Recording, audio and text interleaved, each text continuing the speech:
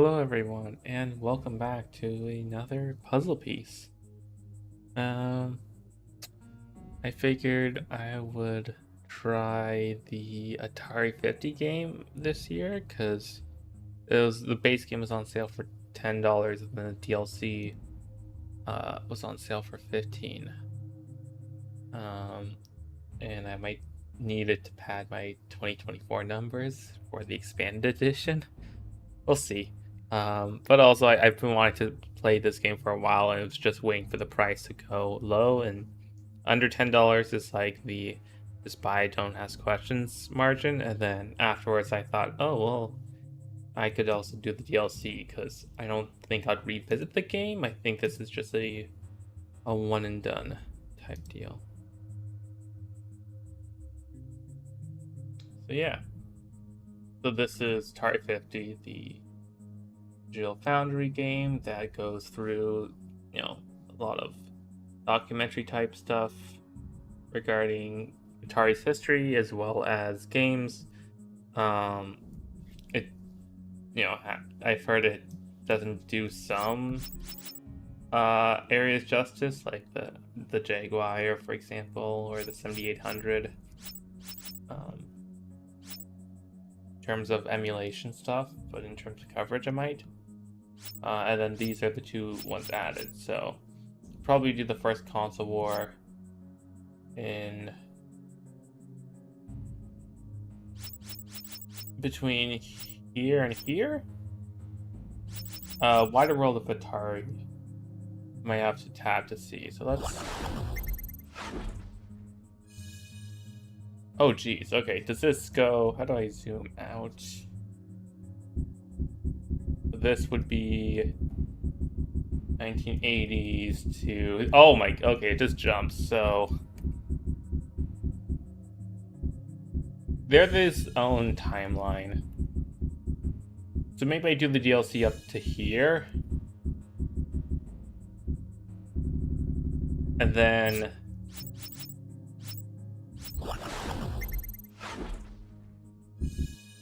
because this one makes sense to do mainly here. And then this would be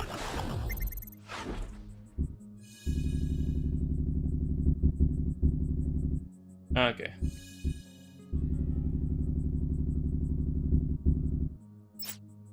So I'm just mapping this out. I assume you want to go through a timeline at a time.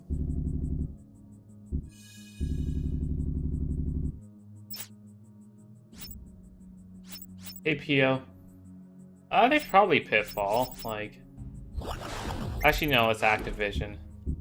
So no, that there won't be Pitfall because this is only going to be Atari published stuff, probably. Pitfall being like literally the first third-party video game on the 2600. Yeah. Okay. Let's go into it. It's gonna be a lot of me watching people talk. Oh no. Yo, what if randomly Pitfall just appeared on Game Pass? Just like okay. We got the ZZG was the original company name. Great. And computer space. Oh man. So yeah. I think so the one that Space War specifically used for buttons, and because it was very early on, was considered like way too advanced for people to, use controller stuff. This one though, like we aren't even past. We haven't had a regular 4-button arcade game at this point yet in 71. And this is using dual joysticks. And not only that, but okay, maybe there's no just the buttons on top. Okay, that's still a bit much.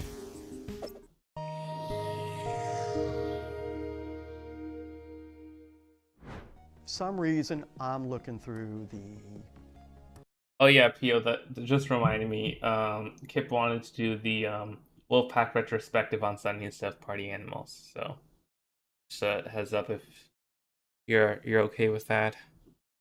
San Jose Mercury in the just random stuff section for sale. And I see world's first video game computer space. No price, just call. I'm like, wow, I'm pretty interested in this. So I called the guy. I said, so you got a computer space? Yeah. He goes, yeah. First game ever. Okay, great. What color is it? And he goes, well, what color do you want? I'm like, wow, this is getting very interesting, because who has a whole bunch of computer spaces and who would know that they came in all these different colors? He goes, I got a yellow, a solid blue, metal flake blue, and metal flake red. And he goes, a whole bunch of other games too. Okay, great. Want to come up and see them. These were in a Quonset hut on a sunflower seed farm off of Highway 80 in Dixon, California, halfway between, the Bay Area and Sacramento. And these things hadn't been moved in, probably since 1975. And so I got in touch with Nolan and showed him the pictures and scratched his head, and then like a light bulb went off in his head. He goes, these were Ted Dabney's. These were Ted Dabney's units. This was his route. When he left, he took a route that we had, and he goes, this yellow one's the first one. He goes, I know it. That yellow one is the very first one. I kept the first one, which is a beautiful yellow computer space, and I kept Pong number 46. And we got the rest of them running and working as good as we could. We got it all for $5,000. I don't regret the purchase one bit. Not for a minute. Huh, okay. That was 2000 that they found their remnants. That's pretty funny though. That's like just sunflower seed.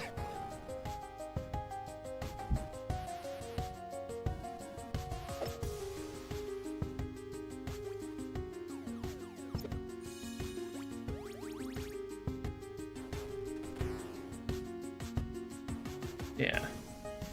I don't know Ted Dabney's name, but Nolan Bushnell, obviously I know, but it's just like, that was his route. I guess Dabney left probably in a couple years. Just judging by notoriety of other Atari media I've consumed.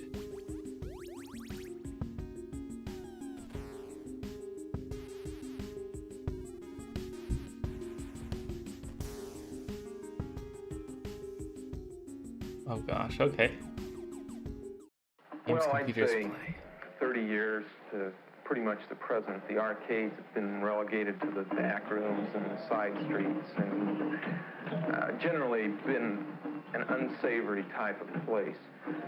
What we want to do is bring the amusement game to age. If we can give it a new zip and a pizzazz, it's going to be financially successful, as well as, I think, a very serious part in the leisure time activity of the American people. The marriage of traditional pinball machines and computer technology has resulted in the birth of a new breed of amusement games. And Nolan Bushnell is the man handing out the cigars. Bushnell has developed two such games, Computer Space and Pong, and believes that they and others like them will move the pinball industry out of America's bus stations and bowling alleys and into the space age. I do love me some old documentaries. In 1971, Bushnell invented Computer Space, but sold production rights to Nutting Associates of Mountain View, California, for royalties based on the number of games sold. It proved a good deal for both parties. Sales already exceed 1,500 machines.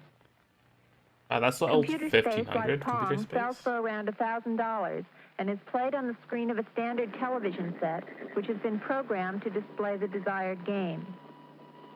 In Computer Space, the player controls a rocket ship, which is trying to shoot down enemy flying saucers while avoiding their missiles.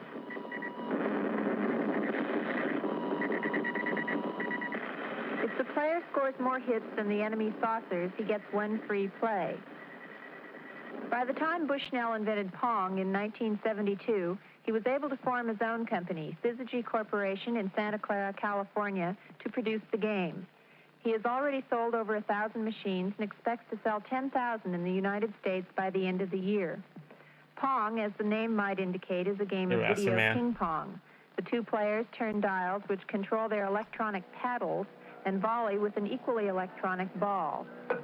Also, I just realized for computer space, it was only one joystick and button. It was just two-player. 15 points that makes a lot more sense of what I could actually sell. While Bushnell did design and program both his games, the technology he uses dates back to the late 1950s. Thanks to research by the Defense Department in the wake of Sputnik, Bushnell is now able to act out his dream of a nation inhabited by thousands of Pong and computer space games. The government spent millions of dollars on this technology. And as a result, now it's cheap enough that we can put it into a game and sell it for 25 cents for a few minutes and make $1 out of it. It's something that the research and development really was done many years ago, and now it's cheap enough that with PC boards and integrated circuits, we can use that technology to our advantage. The basic electronic unit of Bushnell's games is the integrated circuit. Each of these small chips is capable of storing large amounts of information. The program for a game is determined by specific combinations of these units to form a PC, or printed circuit board. The printed circuit board then tells the TV screen what to do. A single printed circuit board is all that is required to operate Pong, whereas 15 years ago it would have taken enough tubes and wiring to fill an average house. Bushnell first saw the commercial potential of video games in a game called Space War, which has been played at computer centers around the country for several years. We used to play Space War a lot at the AI project at Stanford, which is a big computer complex. And one day it just hit, this is a lot of fun. You ought to be able to package it and sell it for a price. And, one thing leads to another, and pretty soon, from doodling on a scratch pad, you're actually... Also, before I continue, sorry, I'm just gonna... okay, there's like 2 seconds left. It's gonna work. Also, old circuit design stuff, I love just seeing, it's just raw transistors just being there. Damn, that's good shit.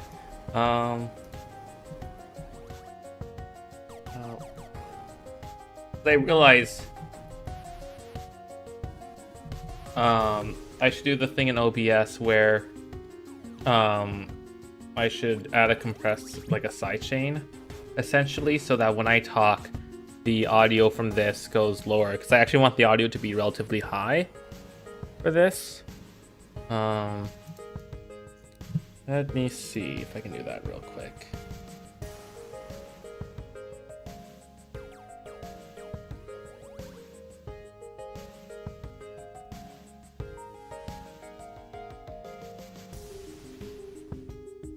I think it's a side chain ducking source. So this would be microphone. So if I talk,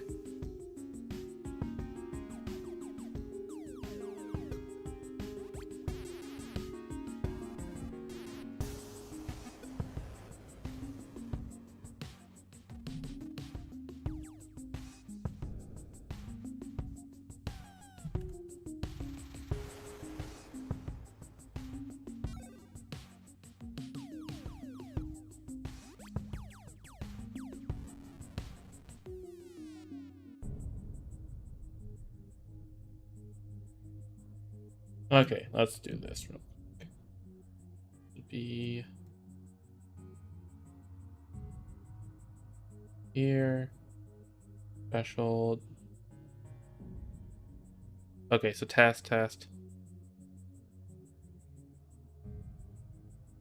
Okay, yeah, that gets it down.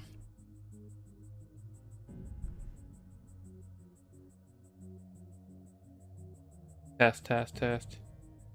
Testing test.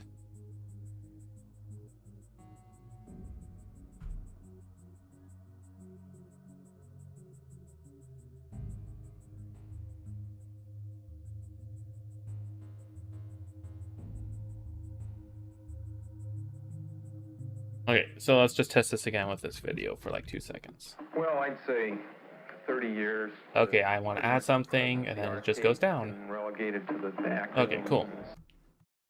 Cool. Okay. Let's continue on. I always loved the evolution of computers, where gigantic refrigerators couldn't even keep half a gigabyte compared to super tiny flash drive. Yeah, man, when everyone thought that mainframes would be the future. Yeah.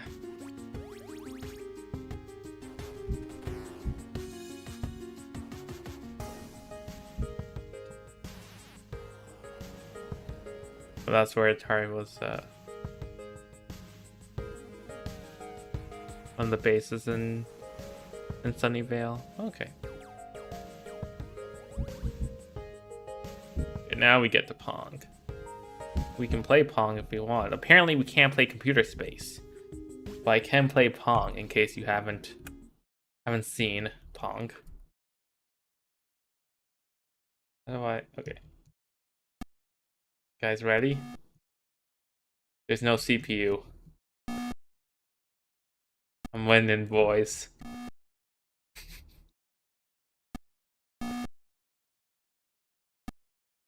Oh? Now we have a real match. There we go. Okay.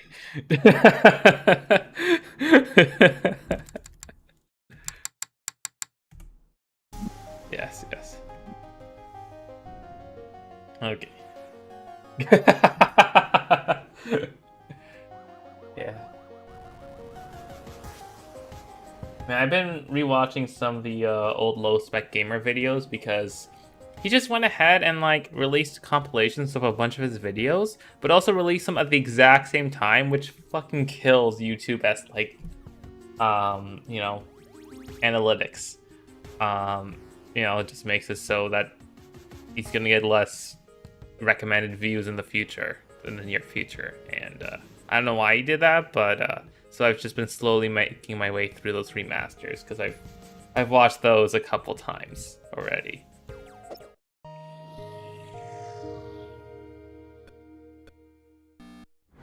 You know what the Atari motto is? Innovative leisure, right? Well, it didn't say innovative arcade games. It didn't say innovative video games. It said innovative leisure. It was broad from day one. I love that documentary used amusement games as the term for Computer Space and Pong. The wrong thing in making a hit coin-op game, right?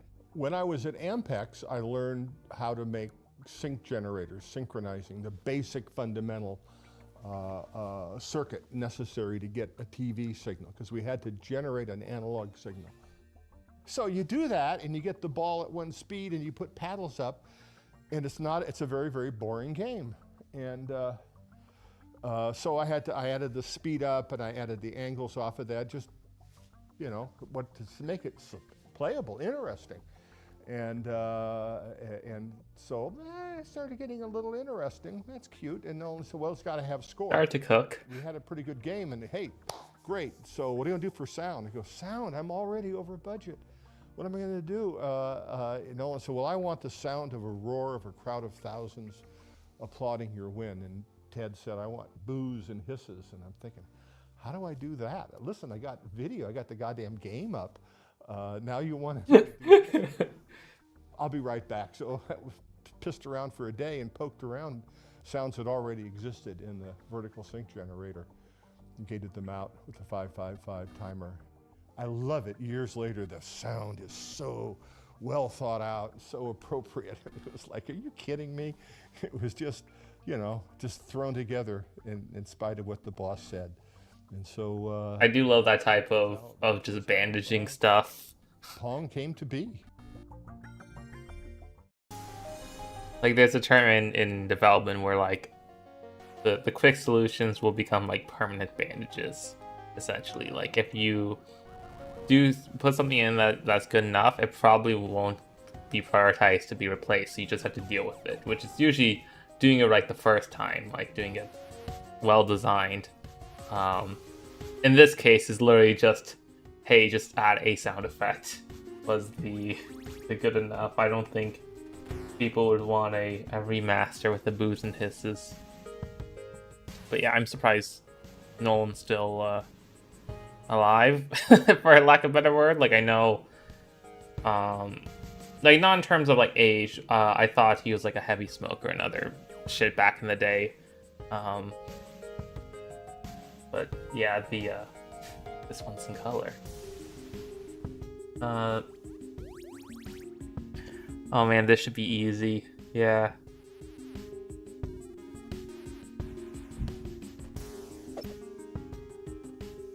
Okay, puts both the names on there. Striking attract mode. Ball serves automatically. Realistic sound of ball bouncing. Striking paddles. Simple to operate controls. All solid state TV and components for long, rugged life. Man, whenever I see like over exaggerated or straight up like almost like bullshitty like back of the box terms, I just think of Nintendo games. Like whenever Nintendo does a remake and they advertise like half the box is just like that new 2% feature that they added to the game, like Poochie mode, and then the rest of the actual gameplay is kind of like hidden from the back of the box. Like, this does not really say what it does, but at the same time, it's Pong. It's real, like, I don't know, just write a sentence of, like, did they not use the word tennis here at all? Like, how did they not use the word tennis in this advertising? Yes,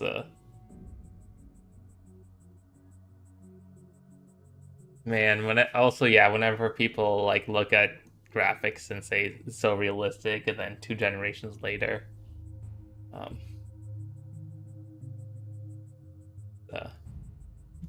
fun.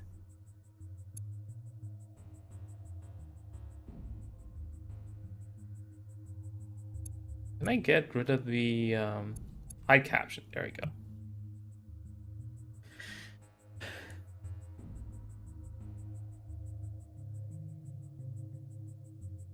Now integrating digital computers, video technology, and laser film techniques to the host of new game breakthrough.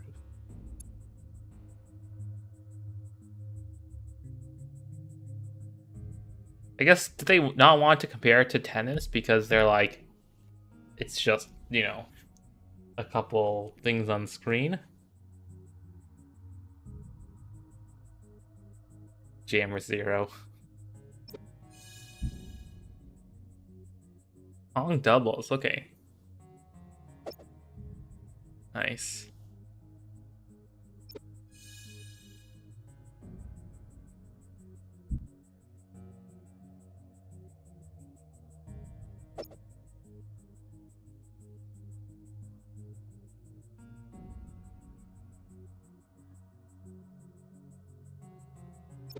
Okay, that's not even...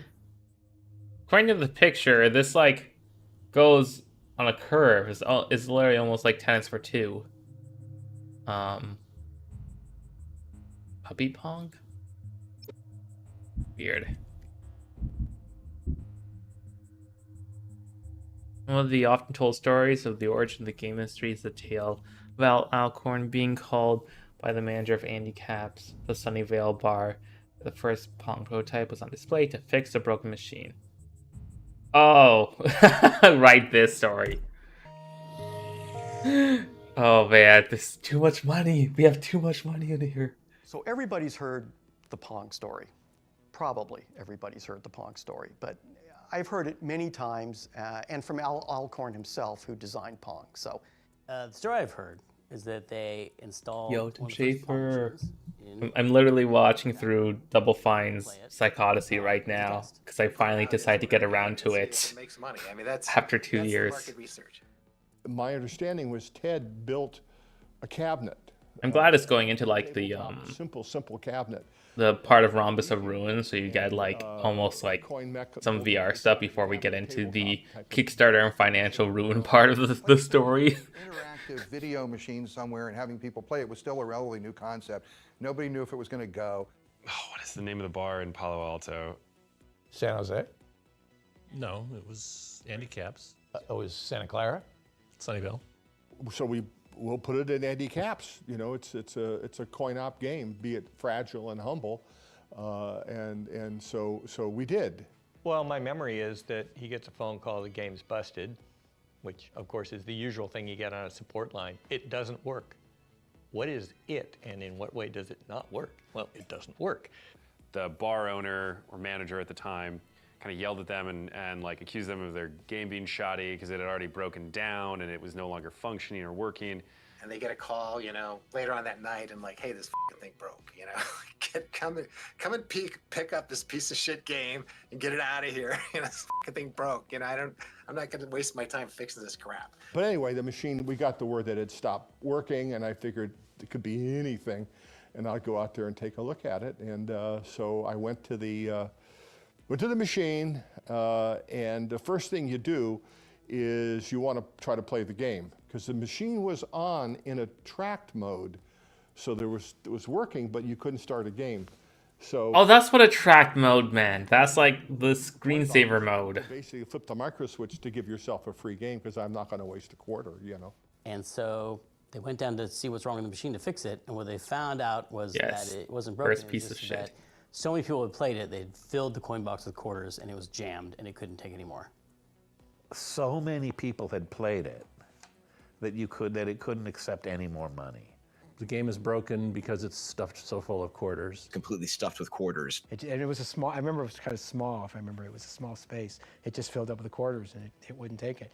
When I opened up the coin mech, you know, it's all these Also seeing some of the people they got in, like some of the just regular industry bandos, as well as like equivalent of, like, actual Atari people. You launch a new website and it's so popular. So they crashed the server on Pong. Like And one of Jeff the other reasons it was Blazinski also or so Cliff popular is 'cause you Blazinski, play with like one hand while you're still holding cool. a mic in your other hand. And that also was one of those things that, you know, eventually many years later led to the rise of the fun barcades that we have, you know, and we can enjoy now. The barkeeper had to grovel to apologize after all the money they made. He goes, this is a problem I can fix. Basically, the way it worked was you take the money, the deal you have, and you split the take with the owner of the bar. And so I did that, and I had this sack of quarters, and the next day I come into work and I said, I got the machine fixed, and here's the problem. Goddamn thing's making too much money. And no one, really? But it was one of those great moments where something that supposedly was failing was actually such a huge success that no one could recognize it. My favorite version of the technology. unexpected problem is just being too successful thing. This is just a placeholder until we get to design the really good. Again, this is another. Who's gonna play this stupid shit ass game? All these Shit ass classic, game. memorable arcade titles for years that allowed the company to survive and be so much more than a one-hit wonder. So that's my understanding of the history of Pong. It's a great story if it's true. When a story is good, you know there's some doubt about it. Like, well, that's too good to be really true. It's probably a boring version of it that's actually true. You know, it sounds realistic to me. You know, I mean, I've kind of seen that happen in my own. And when you do get a really great game, the coins will just overflow, and you know, it's kind of a cool feeling. Which album, Masterman? Anyway, that's how that all happened. Yeah.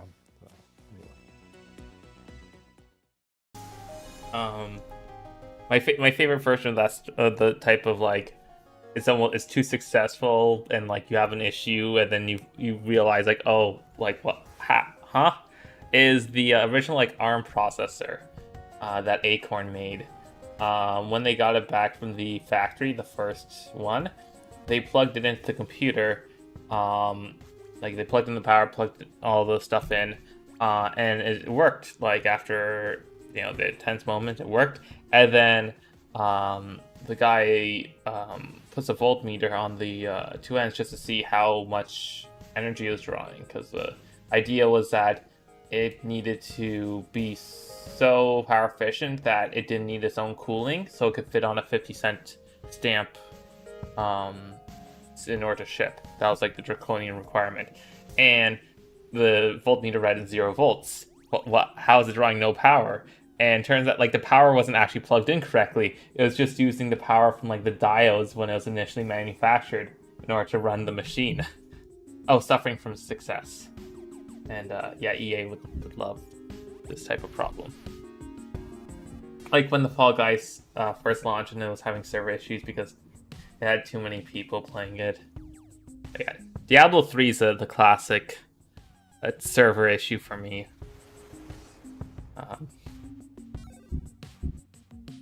In terms of a good one, right? Like there's other games that had not so good server issues, but even Helldivers had this issues where people were like staying in the queue while they went to work so they could guarantee a spot.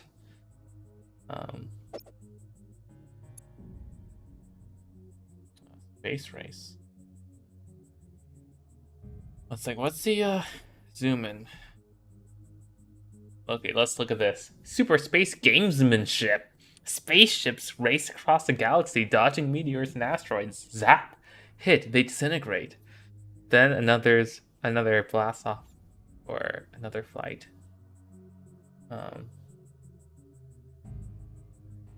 But yeah, stuff like I remember City Skylines because it was always online. Or sorry, not SimCity 2013 because it was always online. That was like a super negative case of server issues. That killed that game. Zap. And yeah, 1-player and 2-player mode. 2 plays for 25 cents at flip of a switch. Oh, and yeah, the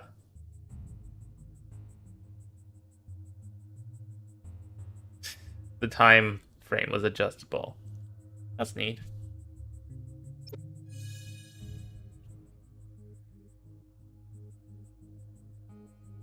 Yeah, Space Race was not a success. I wish it showed the arcade cabinet, but oh well. Gotcha.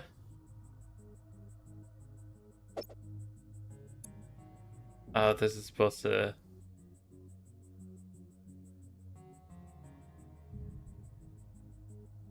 Okay.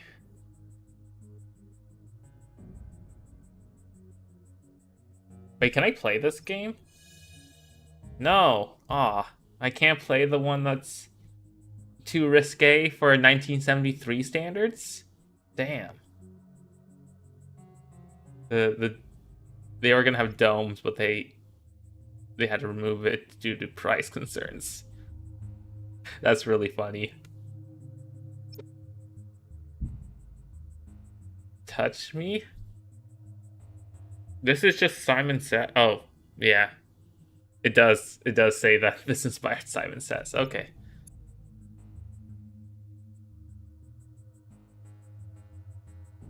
Okay. Who would pay money for for a Simon Says nowadays? I guess if you are targeting a younger audience, like sure, it's great for a 6-year-old. But yeah, Gotcha and Touch Me. Somehow Gotcha is the more suggestive one than Touch Me.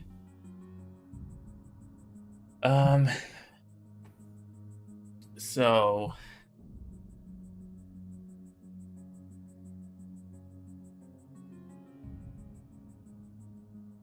the coin-operated machine distributors want exclusive agreements, so it created like a shell company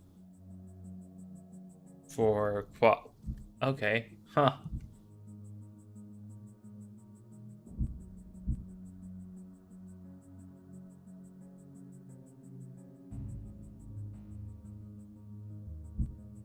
So this is Tank, so this was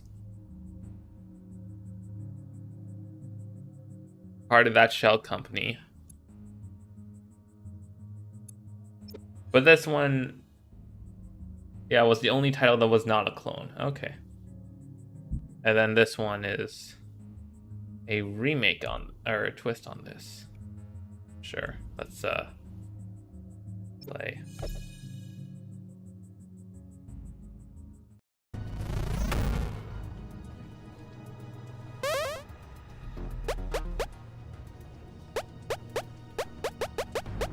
Get ready. Oh, when I said 0 humans, 1 AI, it didn't include the player. It literally meant 0 humans, 1 AI. Yeah, I don't know how much I'm actually up for the playing of the arcade games. Yeah. Oh man, it's getting that wall. Ain't it good? Rocket. Oh, it doesn't hit itself. It's not like we play tanks. Okay.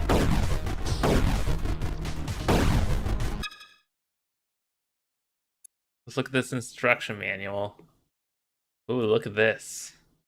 Like the actual things.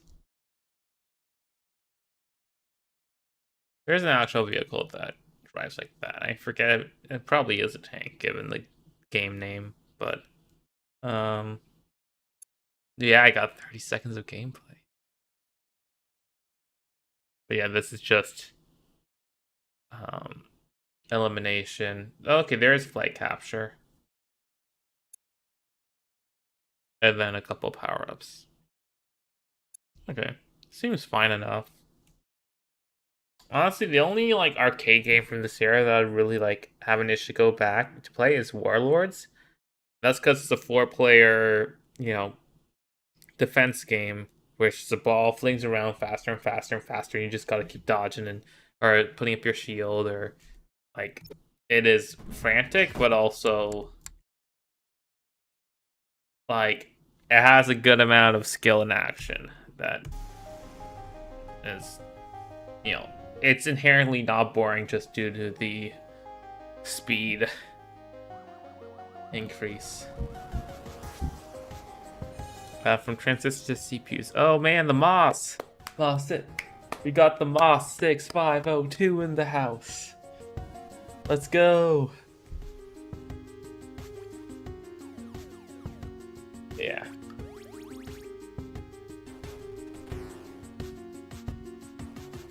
I forget. Yeah, Commodore, I think, eventually. The company that did the MOS was bought up by Commodore. And then the Zilog was bought up by this, like, fucking oil tycoon shit. I forget, but it's interesting that like an iconic processor like this, it powered stuff like the Apple II and the Atari and even the NES just got cut off in rights issues for anyone else to use in the future. Remember when Renderware was like the engine for the 6th gen of games? That was fucking EA.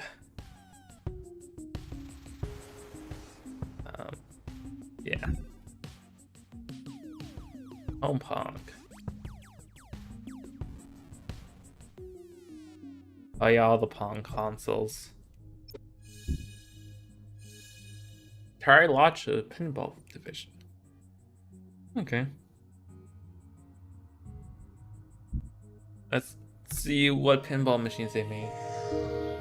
You've heard about what happened with Commodore between these times, but I just can't remember. So Commodore was after the 64, which is that no, that's not an ant. So okay, so like Commodore goes ahead, release the ZX or the Z80, Z81. They aim to be like super cheap on price and whatnot. The Z81 specifically was released to try to compete for the BBC contract for their TV thing that the Acorn ended up winning. Commodore 64 was released as like the as their attempt to have a cheat computer with an actual like, I forget what the trick was. I think it's because they bought up the MOS 6502. They were able to get the Commodore 64 just so fucking cheap for the price. And And oh yeah, right. So the reason they were able to get it to 64 is because they struck a deal with Oh wait, Commodore was the. Wait a minute, 1 second.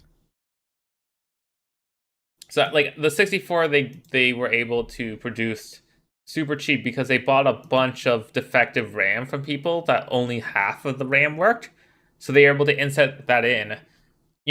Massive success. And then the owner pivoted to business computers. And so that's why we never, the Tom company tried to died. Oh yeah, sorry, Jack Trammell. Yeah. That's his company. Okay, let me look at the Zilog one real quick before they got bought out by. They're acquired by just Texas Instruments. But oh no, Exxon, sorry, Exxon. Yeah, that's the oil company. Okay. And then by the time they weren't relevant, they got acquired by Texas Instrument. Okay, yeah. Cool. Let's continue our learnings. I mean, Atari really, why were they in the pinball business? Here they had this tiger by the tail of video games, just this supernova of creativity and possibilities, and they were nailing it left and right, creating new genres every other week. Why would you mess around with pinball? You could tell the games were just not working, and due to reliability, poor engineering, thermal issues, issues of the games just falling apart, poor hardware design. I could see the writing was on the wall that we were going to go down. I mean, the pinball division was just a massive disaster. I mean, that's fair. It's kind of the kind of the hubris of I guess Silicon Valley. Even in that era, was like, oh, these morons in Chicago, they make these crappy old games. We're going to redesign everything. We're going to put the display down in the bottom. We're going to, put the boards, underneath the play field so all the crap falls in and shorts out the things. And I mean, it was really horrific design, and they caught on fire. And, the solenoids, they used this thing called rotary solenoids, which burned up, and the screws fell out. And, it was kind of a, just a complete disaster as far as like design and also testing. Like, I know, okay, so a lot of video games back then, you still needed a bit of proficiency in mechanical design. How did they fuck this up this bad? Programming was awesome because I did it,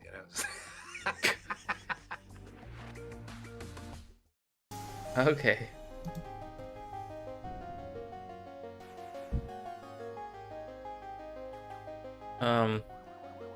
Seeing comparison shots of those, all the different UK and Europe computers in the mid to late 80s is really interesting.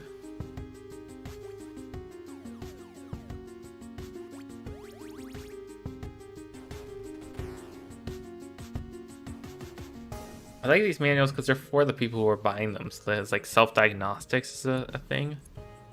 Oops.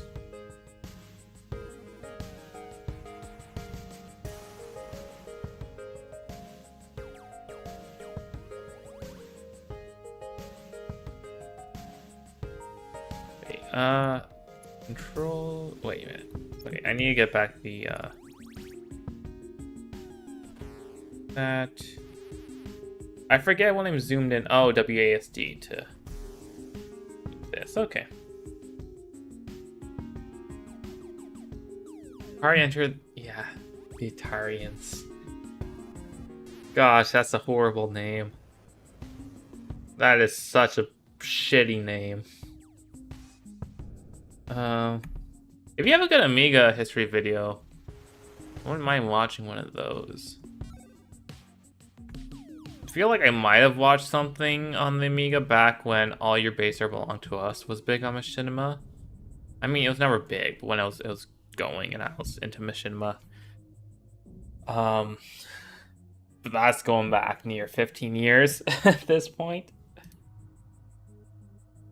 Okay. I'm 2000.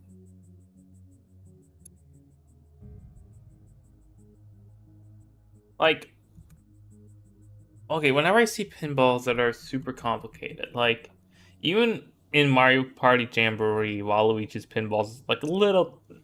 It's bordering on too complicated to feel like it's graspable, but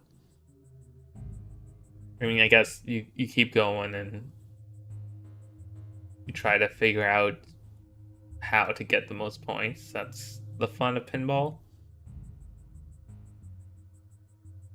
The Hoy. There's a Hoy Amiga documentary. Let me look that up. Hoy Amiga. Oh, okay. Cool. Thank you. I'll add that to the watch later. But yeah, also while I'm here, late 80s computer game comparison picture. Let me see if I can find that image that has like the 9 different consoles and shows. They're different. Like, nope, not even.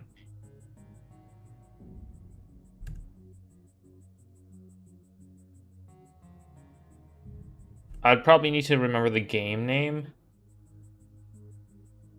And I am not looking that up right now while I'm streaming.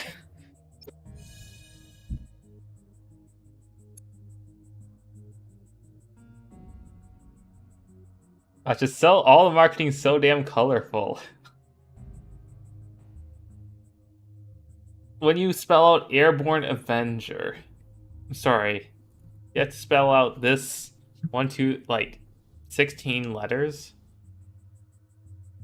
15 letters. And it's also the shape of Atari. Cool.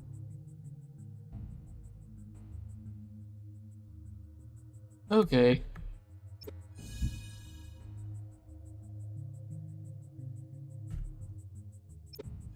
Sorry, it was 8 feet deep and 3 feet wide.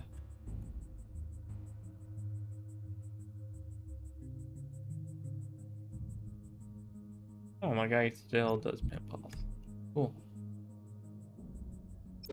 Okay. Enough pinball. Also, I just realized we're gonna. I guess yeah, that makes sense that this is girthy, but I didn't realize how slowly I was going through this. Jeez. Okay. I mean, that's fine. I'm enjoying it. Oh yeah, the Steve Jobs and Wozniak one where do they have the video? No, okay. So they were given a bonus for how many like transistors they didn't use essentially. And so I think Jobs like told Wozniak about part of the pay, but didn't tell him about the bonus or something, or didn't tell him about the full pay. So Jobs pocketed a lot of the money, where like Wozniak did the optimizations, and like it was literally like they got a weekend to do this whole thing. You know, one of those classic Jobs' dickhead moments.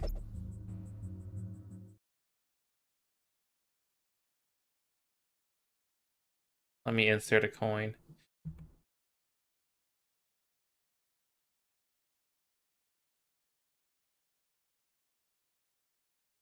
Fuck. Okay, there we go. The paddle definitely would have made it a little nicer to micro adjust, but oh well. We'll do a full minute of this.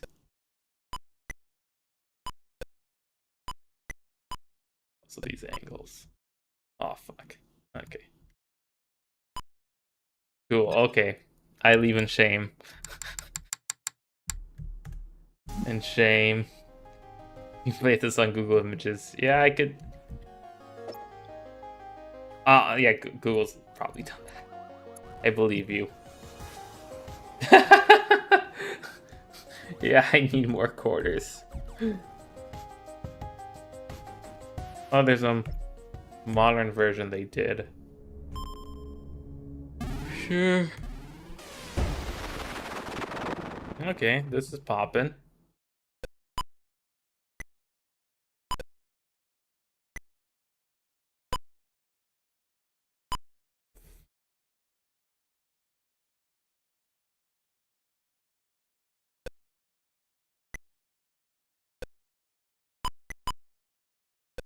Part of this is getting the angle so you don't have to break all the see, like it looked like I had it, so then I went out, but then I went away and I didn't have it.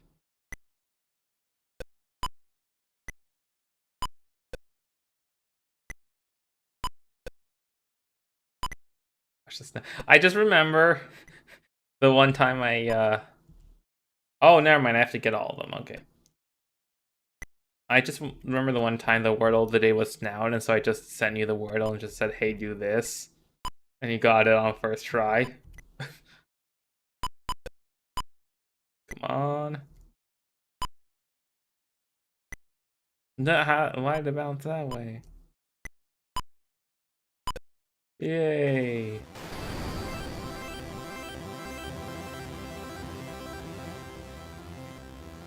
Can beat snout.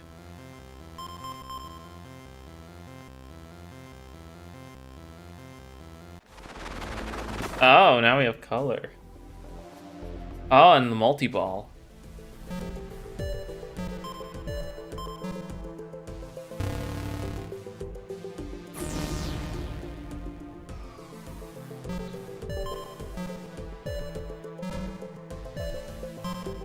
There's a separate mini game in. Okay. Oh, cool. Mario Party that features, like, oh, make sure when you get the multi-ball you use it properly, or else you're kind of screwed. That came up in the race mode, the 20-person mode, and I lost one of those because I just fucked up and let the multi-ball go away immediately.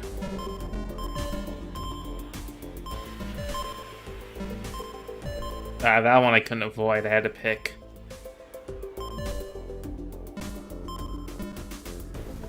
Okay, let's just do this.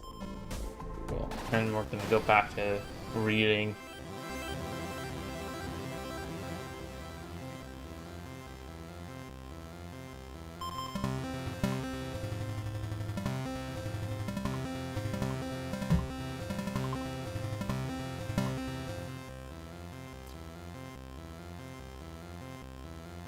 Yeah.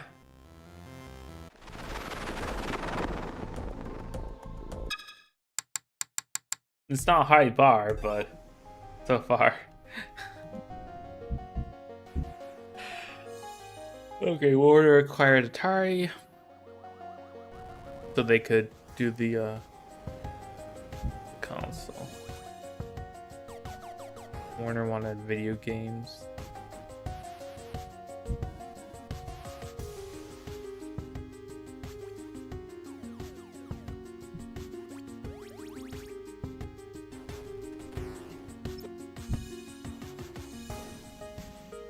Order kicked in. Ray Kessler had marketing that knew nothing about games.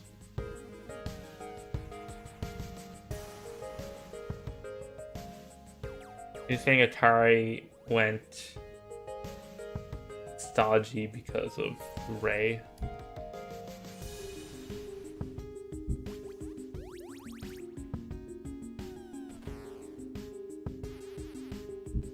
But then, wait.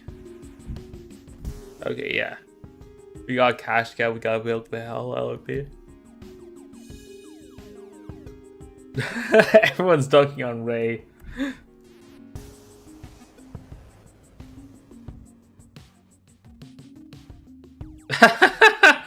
Ray called them prima donnas. Nice.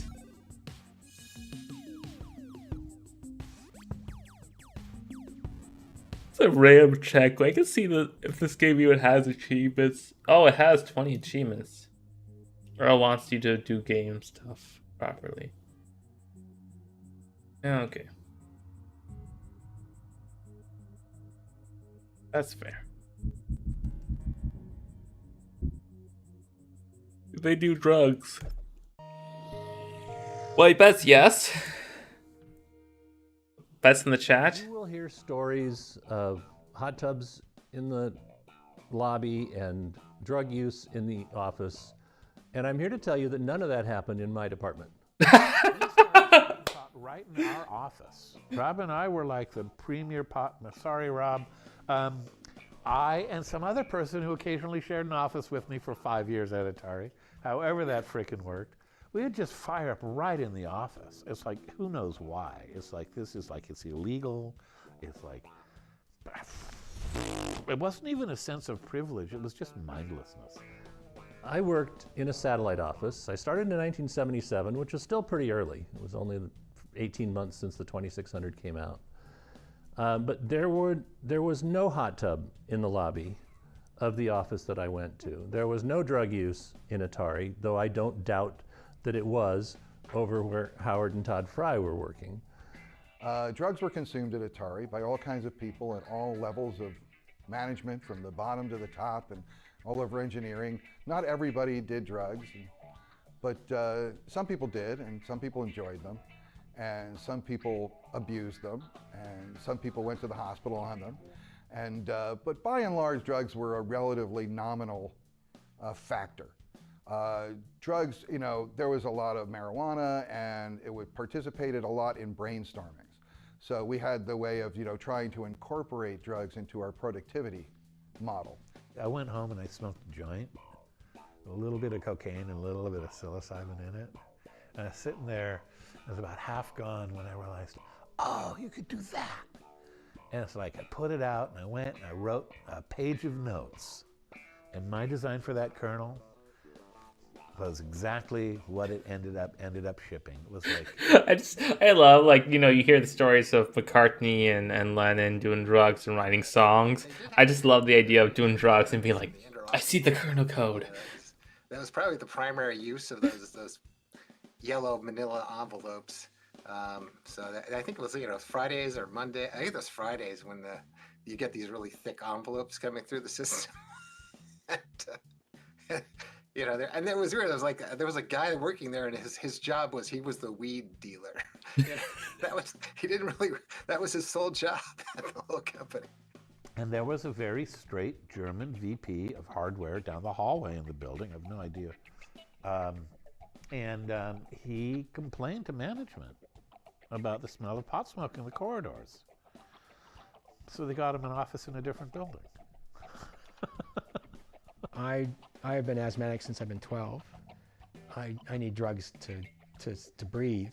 I did not do drugs because drugs to me were something that let you get up in the morning, you know, and breathe. So and nor did I think I wanted to mix those things. The high of me was doing the work, and I was always a happy guy. So I just didn't feel I needed. Just happy with his inhaler. But there were a lot there. Don't put too much stock in the fact that every Atari employee was stoned out of their minds while making games. I mean, there was all kinds of drugs consumed at Atari, but the real drug at Atari was going into a store and seeing your product. The real drugs were the friends we made along the way. Yeah. But the drugs were bad, but some of them did to think. Idea. Yeah, just like, you know, I don't sin, but yeah, still true today. Sprint 8. Wow, okay, that's an 8-player racing game?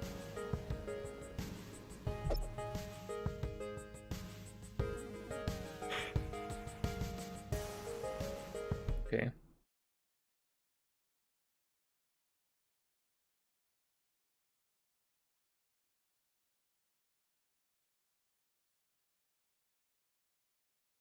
Okay. Controls. Up, down, left, right, yeah. Start is enter. Okay.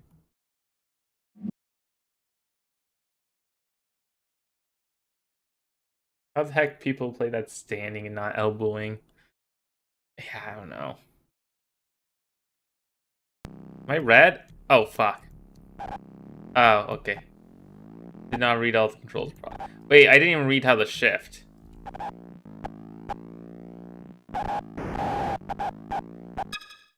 How do I shift? Accelerate is space, high gear is Z, and low gear is A.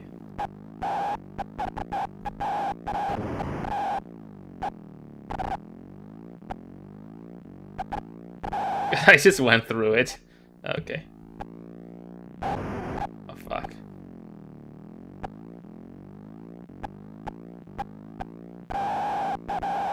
Okay, so it's just point on the screen where you want to go.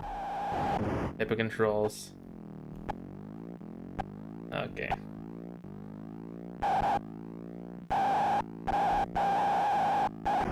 Ah. Okay. I did okay.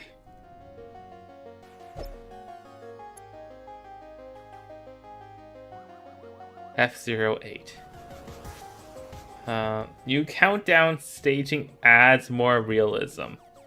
A 10-second timer is realistic.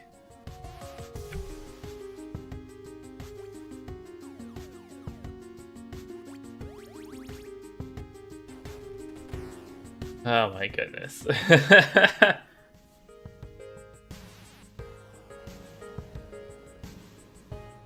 Yeah, the drone cars were good. 8-bit colors. Or 8 colors.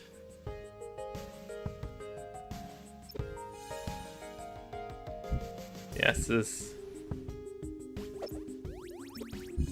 Gran Turismo 8 gonna be this. Power the PS5 Pro. Oh nice, they had a music visualizer. Fire truck. Dura-stress. So this was just saying, hey, it'll break down less often. The Xbox 360 Elite now is Dura-stress. You don't have to send it back every time.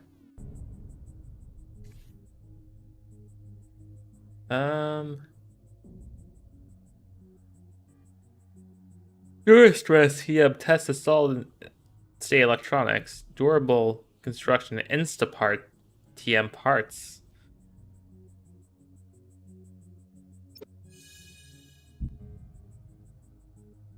Superbug. Okay.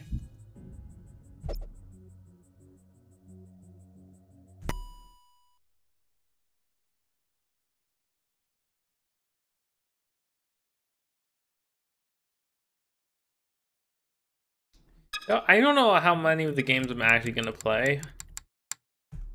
I don't think I have the energy to half-ass a bunch of these arcade games. To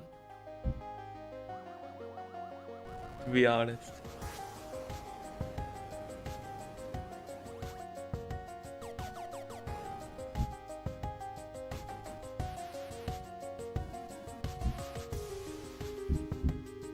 Because I less care about the individual games and more like what the games were doing in history. But the color with plastic overlay is a fun trick.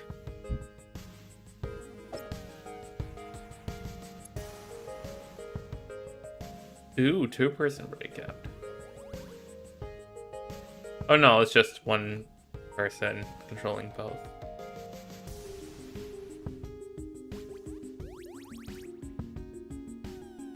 Okay, they have the extra ball mode and cavity breakout. Lunar landing. Okay, we gotta play a little bit of this.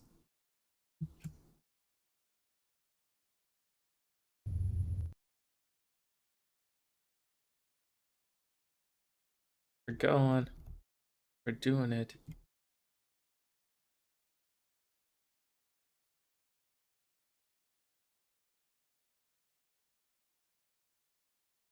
I'm not getting on the. Maybe I will.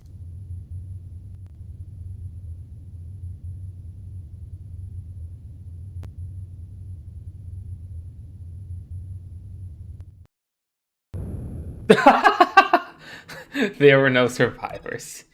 Okay. Yeah, the vector games around that era, like Space and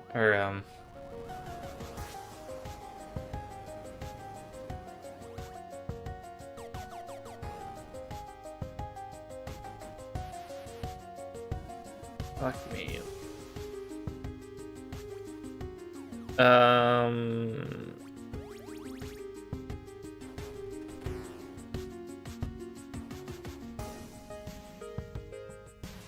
Defender. I don't know, maybe. Later on. I'm just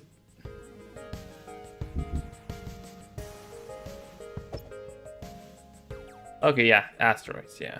That's the other one I'm thinking of.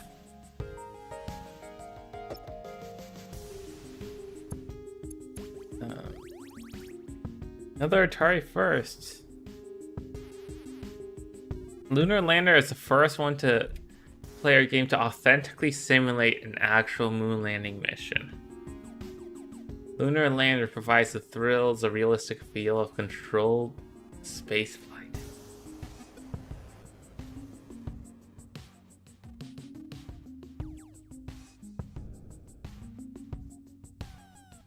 Okay.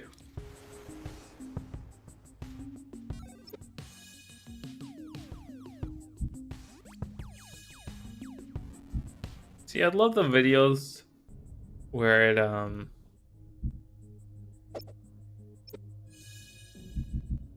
actually would go into like, hey, like asteroids for example. I'd love the designer go into, oh, what was the inspiration for asteroids?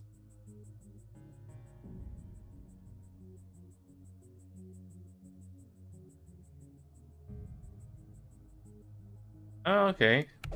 We can replay Touch Me.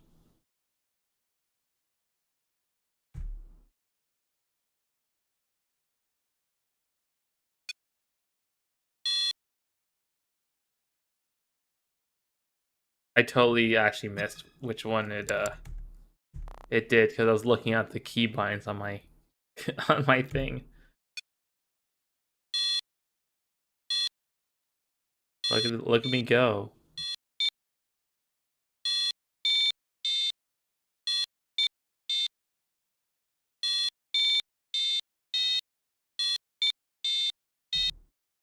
We're just going to the 8.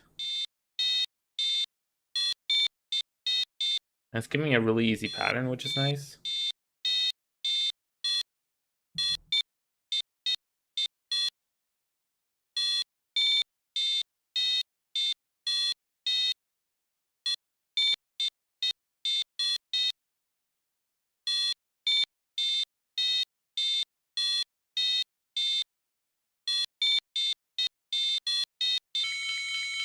Yay. Touch Me world record.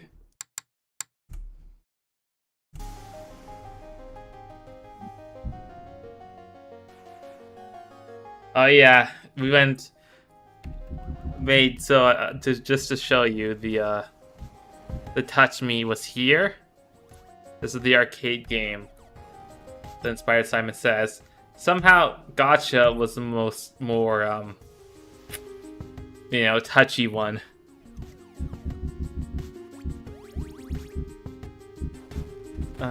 Okay. Asteroids. Yeah, Asteroids. I didn't realize it was also produced by Atari, but that makes sense. We are not playing Gotcha later.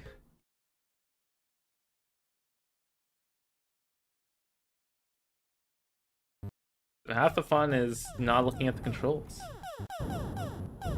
Like these asteroids. So.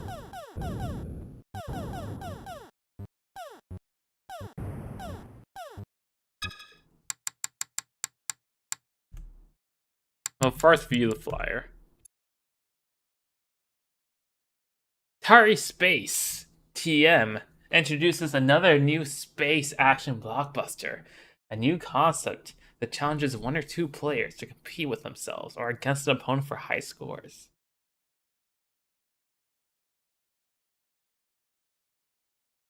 Yeah.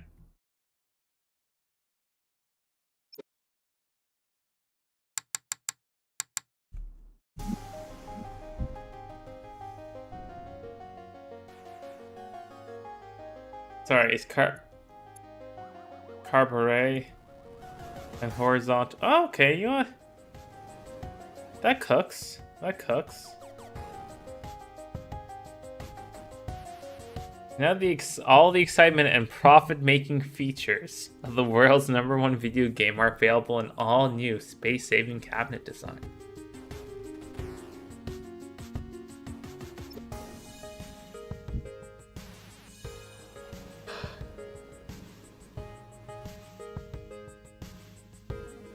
Ooh, it'd be a planet claiming game. Thank you for the congratulations for touching. Missile Command was the was decidedly political. Each ending had the end.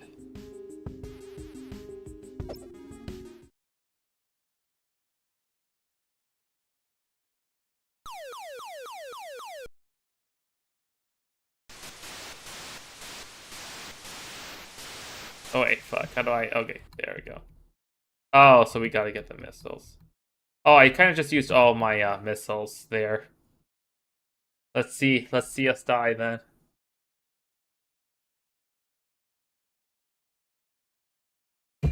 Let's see the fame's the end.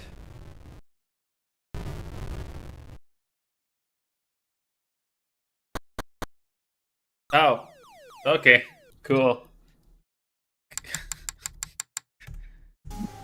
We saved some.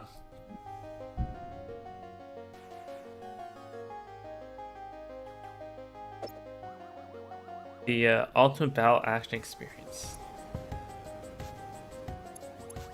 I do like this carburet design though, where it's like a covert arcade. Especially if it's... I mean, all these are 1 or 2 players, so that part wouldn't apply.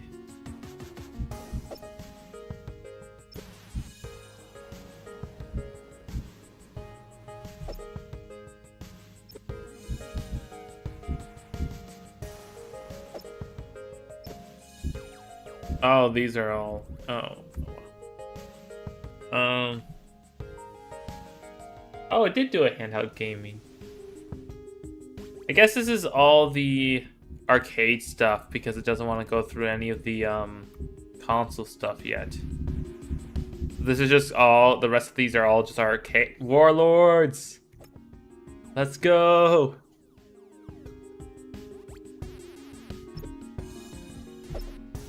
Okay. Let's look at the controls real quick.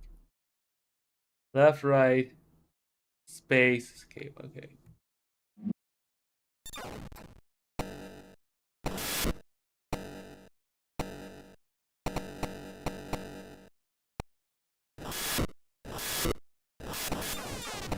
Yeah. Stop targeting me. Oh, right, you can pick up the thing. Wait, how do I... Yeah, that's just space. Okay, I think I have to time it. Yeah, look at that. Oh, no. Ah. Come on. I'm getting my ass cooked. Their castles have barely been hit. No. Screw you.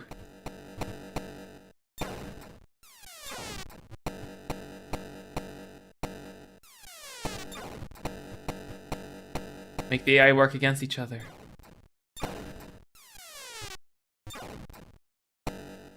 Oh. Ah.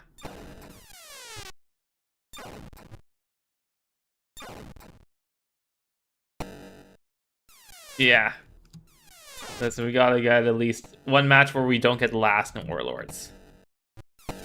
Which is not looking great. Right, they asked to the 2. Oh no! No! I'm so exposed right now. Come on, blue die. At least blue die before I die. Yes! Okay, I can die happily. Because there's no way I'm living farther. Okay. Okay, yeah. No, that's fair. Hey, I didn't get last. Yo, Wolfpack Warlords, let's go. Honestly, Warlords is... I mean, you saw that. That's fun as fuck. Yeah.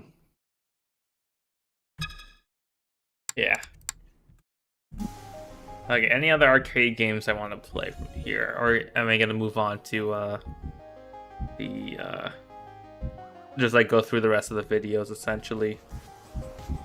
Yeah, I'll slowly walk through these, and then let me know if there's any of them you want me to play before I go to the videos. Oh! There's a remake of this in, a couple years ago.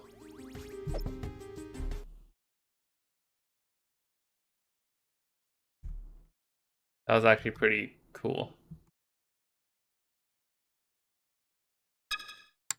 Controls. Oh, that's a lot.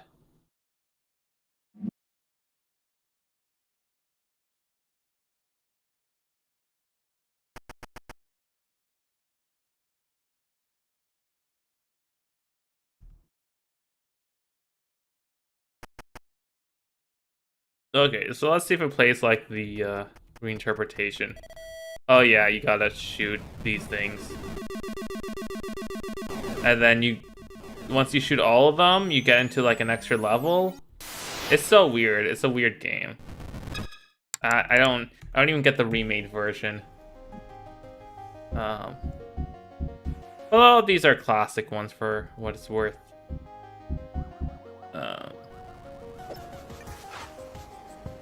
Oh no, I still want to go back here. Okay. Okay, let's start some videos.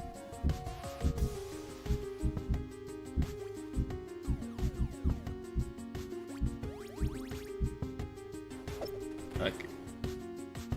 Actually, first video.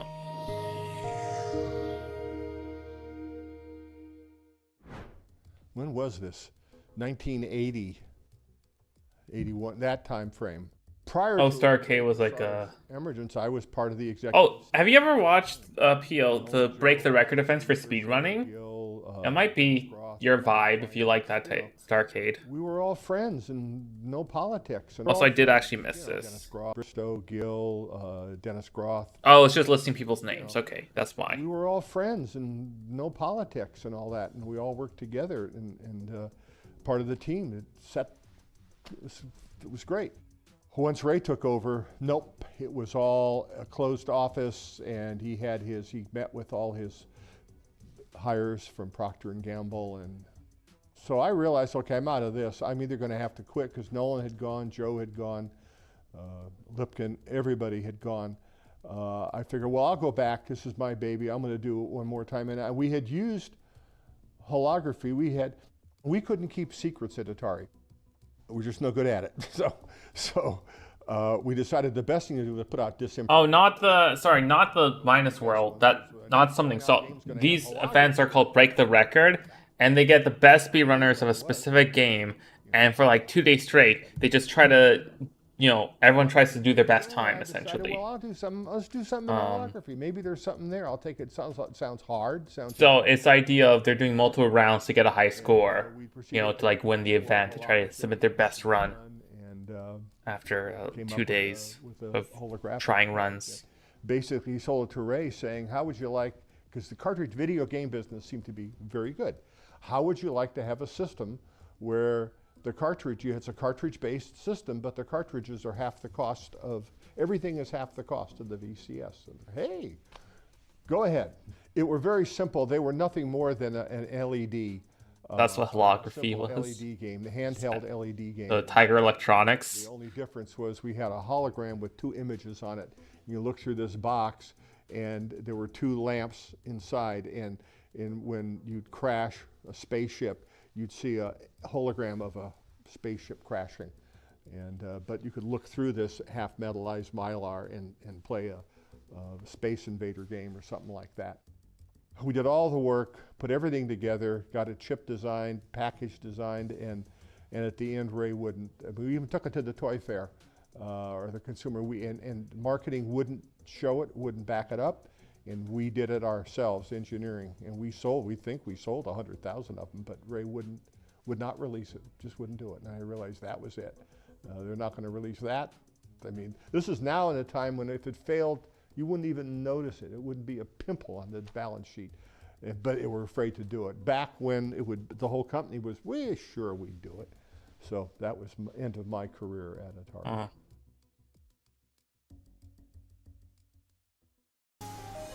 Doesn't look like it would be good, but it's like, it seems like you just have a game on it and then it can show a couple images or something as like a background.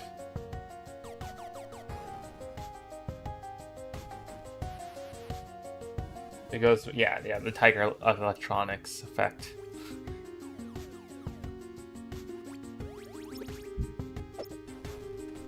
I mean, those things sold. Many of Cosmos holograms were manufactured. They're occasionally found in the secondary market.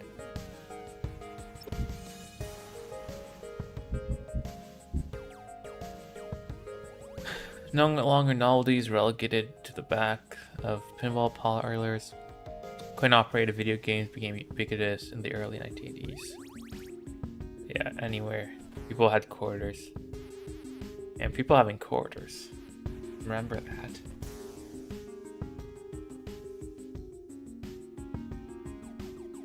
The segmented enemy ships that attacks the player starting on the second wave is called Killer Satellite. This is the lore we needed.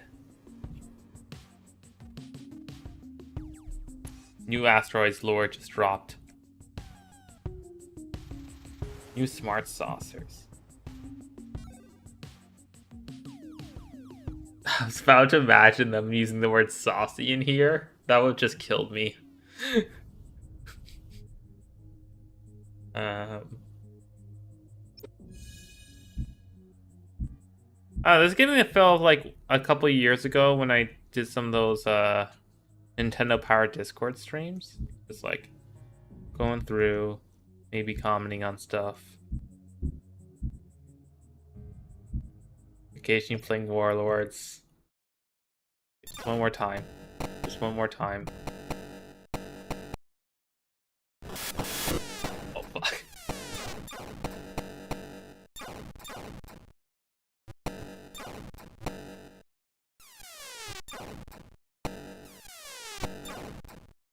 Yeah, I don't care about the score, I just care about winning or losing.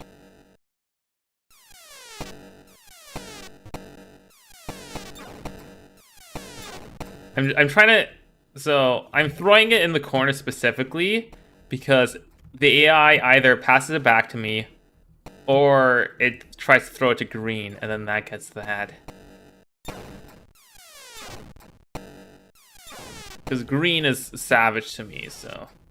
If I... Like, okay, so the thing is, it'll track you, right? So if I do this, right? I can get it like a shot in.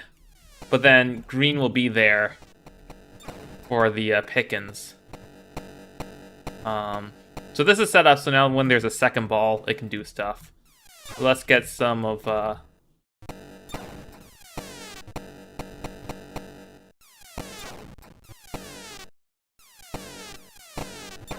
Oh, why did that make such a big hole? No! No! No! Oh, there's a shot! Oh! Nope. Okay. Oh, that didn't kill him! No! Yes. Okay, we're good. Okay, we're not last. We're not last. We're not. Listen. If you ain't first, just don't be last. That's my goal whenever I play Warlords. I won before, but I don't have a good enough strategy to, you know, do anything noteworthy. But like, it's fun.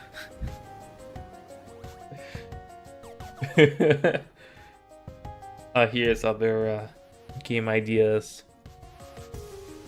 which includes centipedes. Wow.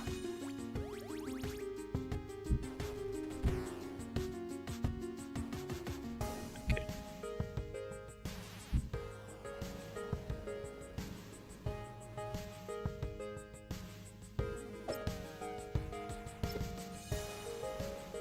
The Atari could have never made centipede with it.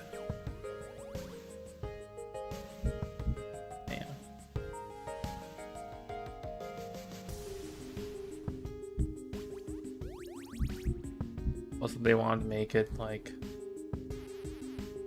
medieval themed.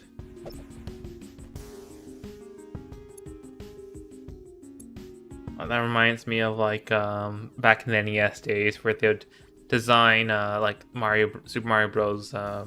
Levels on like sheet paper. Then once they went through the logistics of like, okay, this is a good level, then they would translate into code to play it.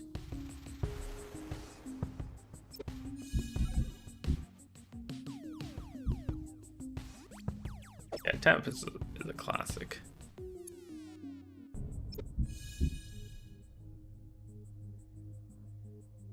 Maze Invaders.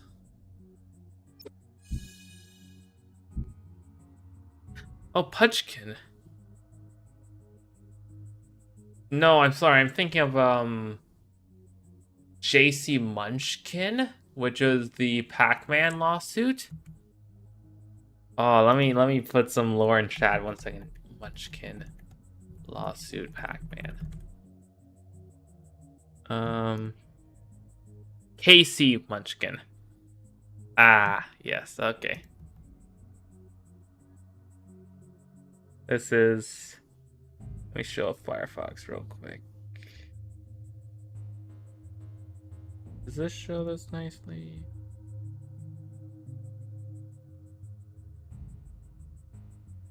Close enough.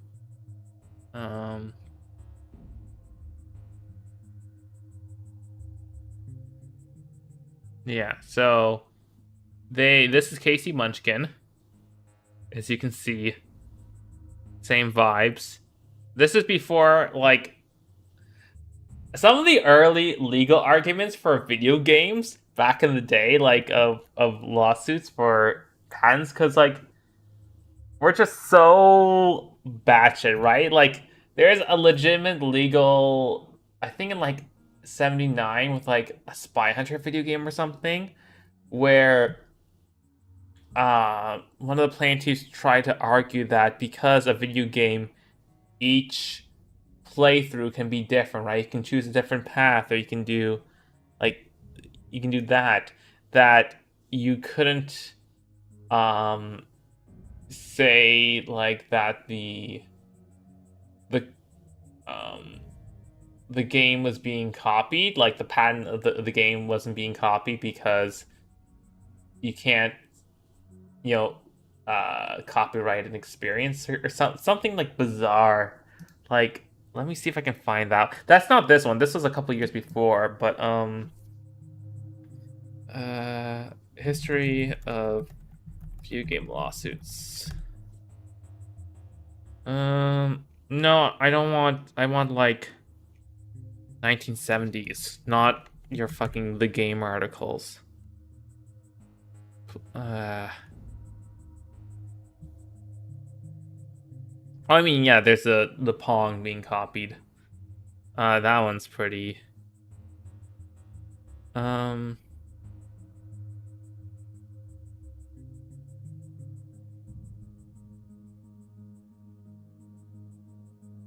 Fucker. Claude, you're coming to the rescue. Okay, cool. Okay, there's a video game lawsuit in the late 1970s which tried to argue that video game couldn't be copyrighted because each individual would be a unique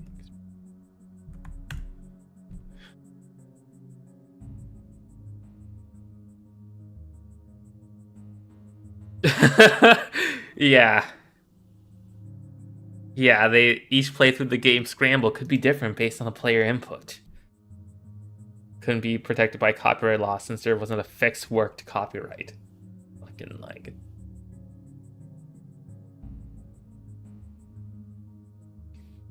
like this type of shit is like important for legal precedent, but it sounds so dumb in retrospect that this ever happened.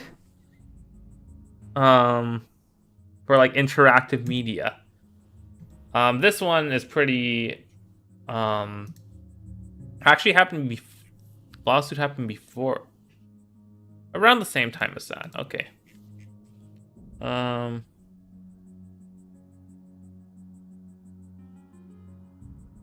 yeah, there's this. Ruling on the motion.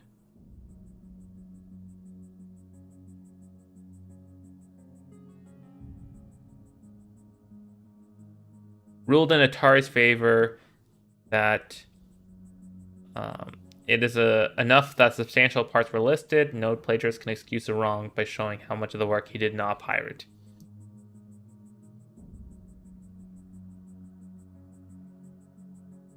Yeah. Okay. Yeah. Oh yeah, there's also a lot of fun early video game lawsuits.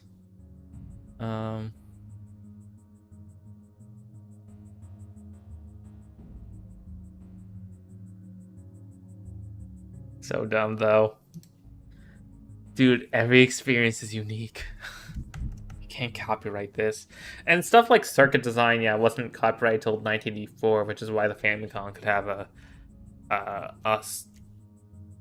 MOS 6502 chip that just cut some wires out. Space Duel had 4 speakers. Do they have Zoom? 1 second. Let's look at this control panel. We have 5 buttons, so I guess it's supposed to be like your hand is like on this. That's the idea. Would suck for kids, but for an adult hand, that could work. Always fun that half the US's laws are court cases rather than something that are actually written into the law. That's a lot of Western countries, but yeah.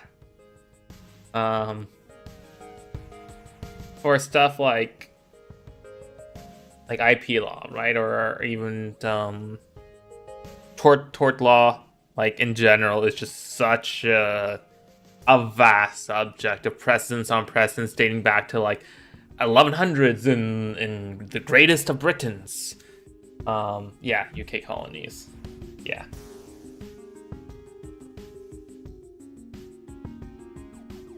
Hey Luna, you want a thing? You want some food? No?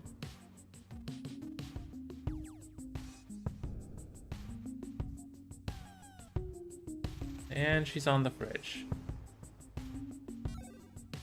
Okay, guess not.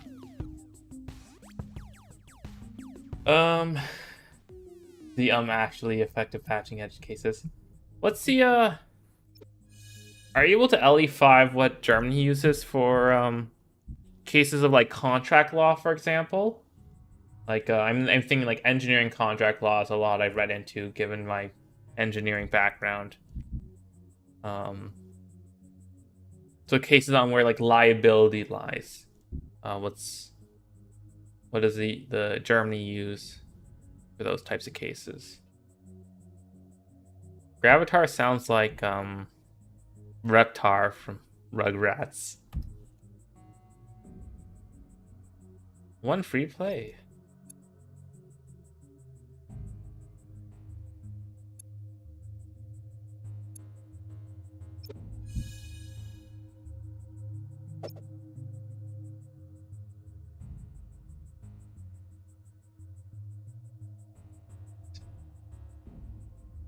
This is the ideal playing experience.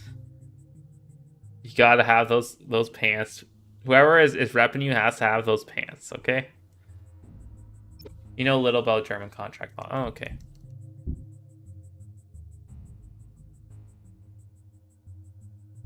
Millipede. More complex centipede. The saga continues. The bugs are back.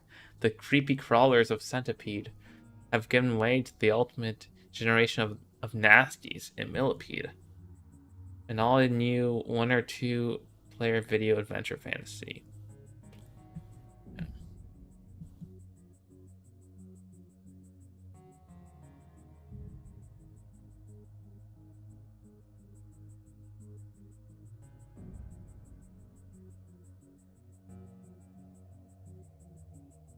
The new operator selectable option offers an increased player incentive. It allows a player to select a starting score level from novice to expert. The operator sets the maximum starting values. If they select the select mode is set for disable, every new game will begin at 0. Okay. Makes sense. I am deeply interested in what the operator instructions were for a lot of these games. You're pretty sure courts don't come up with new rules when the law is too vague, though. We don't really work with precedent.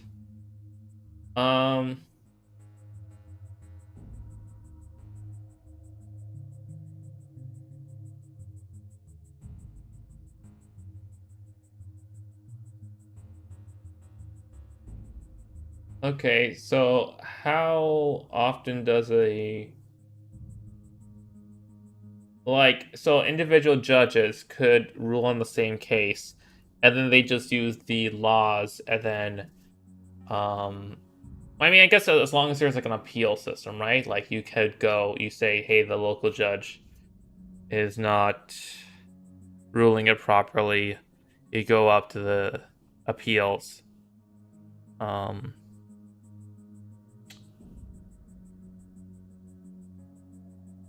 Just wondering how many, in terms of like contract law cases for like awarding damages and stuff,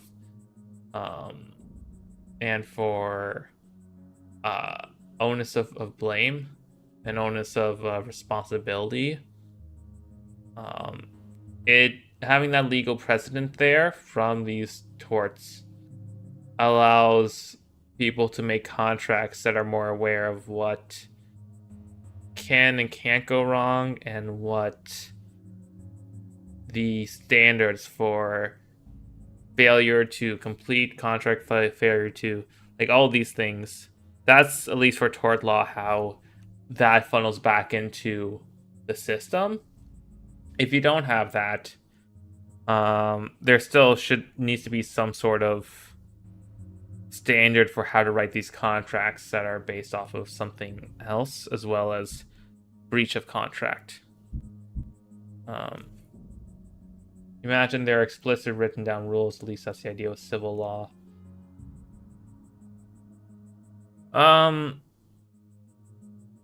Which body controls for...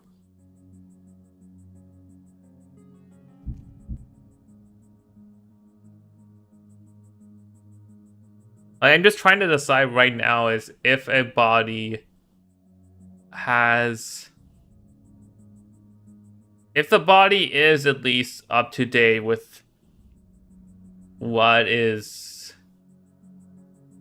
Like, if they do a due diligence with establishing precedent, then I think that could suffice.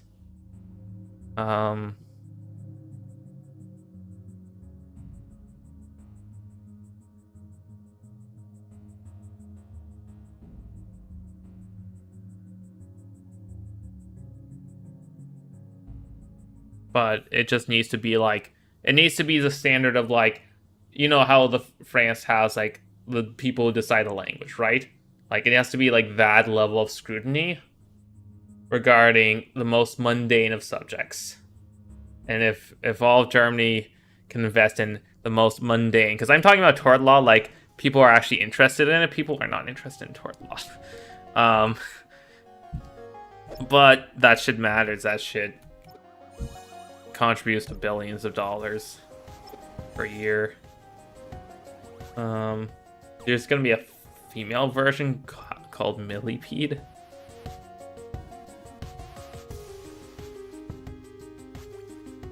Oh yeah, Miss Pac-Man.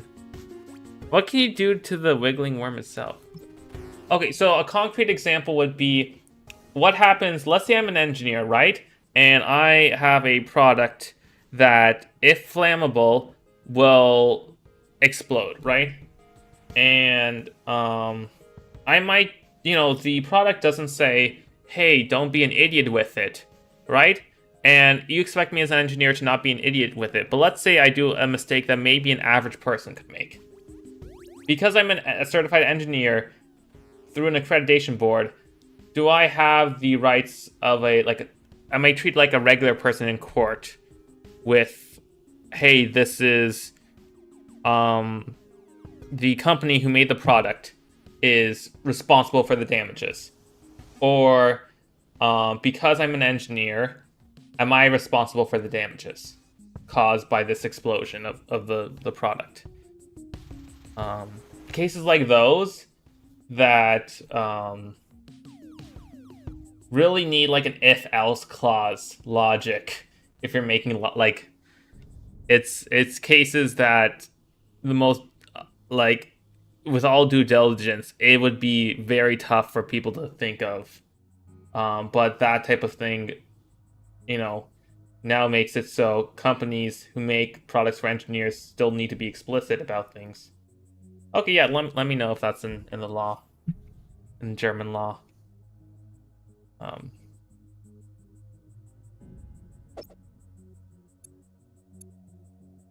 They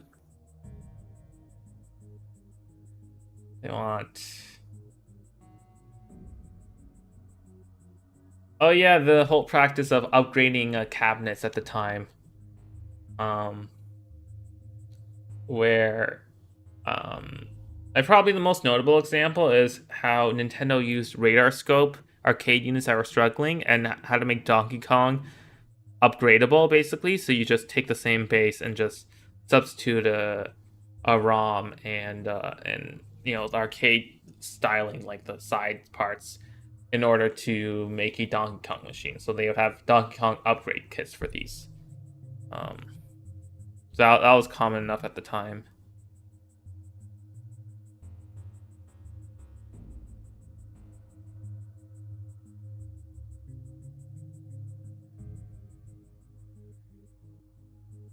Wait, sorry, Pac-Man Deluxe sold more than Pac-Man? Or is that talking about Miss Pac-Man?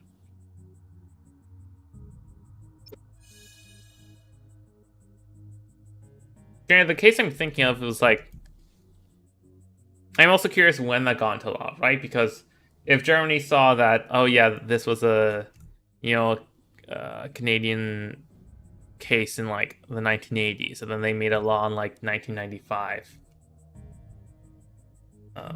But also, I don't know in terms of engineering, in terms of the accreditation you need and the responsibilities compared to other countries.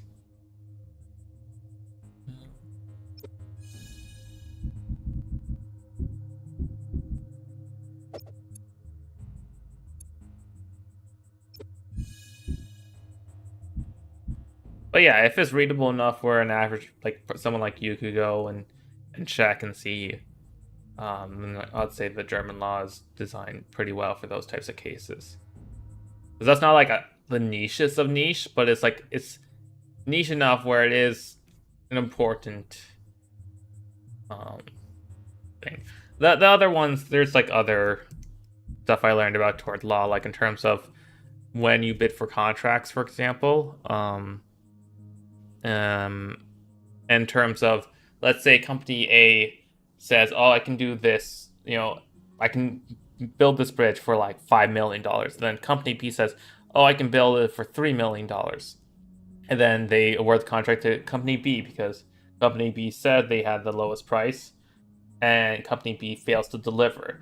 Company A can sue for loss of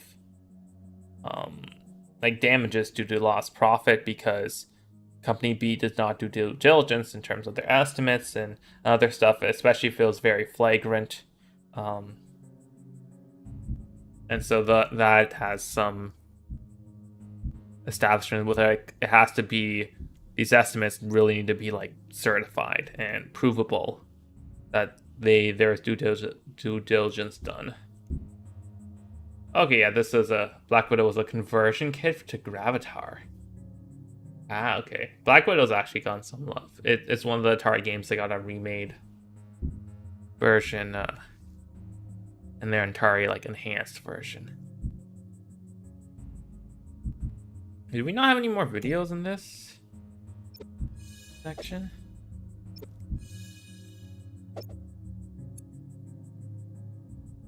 Charlie Chuck's food fight.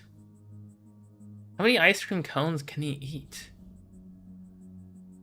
Who knows?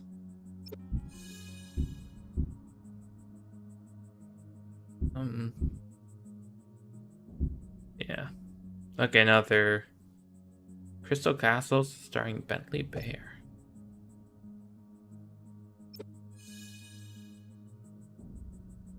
Bentley would go on to star in Atari Quartz for the Atari Jaguar console. Damn.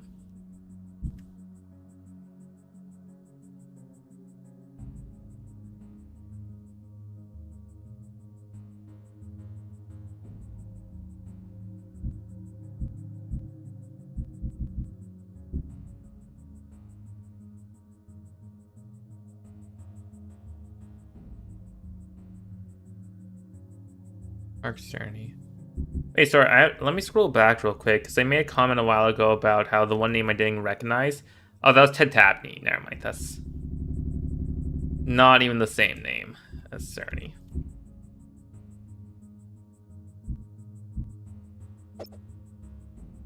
Okay, we can try a little bit of this. Oh, okay. the man just walked in. Oh my goodness. Those are some graphics. Oh my. Damn.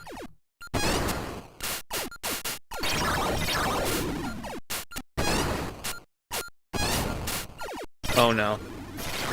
Ah.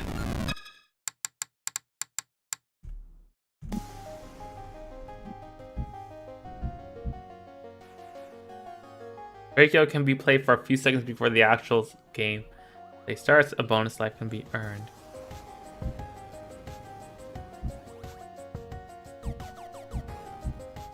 Wait, was that there? The other day you were watching someone play a game with vector graphics that came out this year. Oh, okay. It's like, it's just such an odd choice now. It's like, you know, making a game with, and I say this knowing you like Celeste 64, but I don't think making a game with the N64 art style just for the sake of that has much like Celeste 64, luckily it's a shorter game, so like the charm doesn't wear off. For anything you want to play for more than a few hours, it's a really poor design decision. It's a mod. Wait, Celeste 64 is a mod of which game? Like Super Mario 64, or what's it a mod of?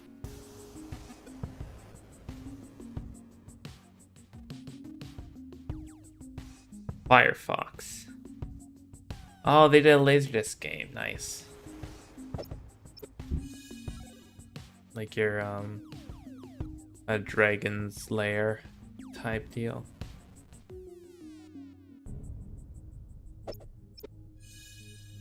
The arcade. Oh, so they had different like families of arcade games like Joust and Defender that could be used. Oh, I mentioned Defender, but there's no Defender in here. No. Maybe they have the 2600 version. That's why it's not here. An arcade game produced.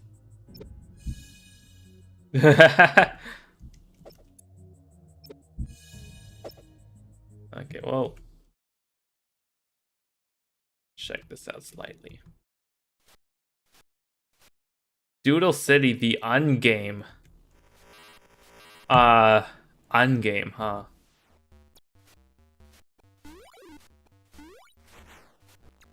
Whoa. Oh, it's like a rules-based thing.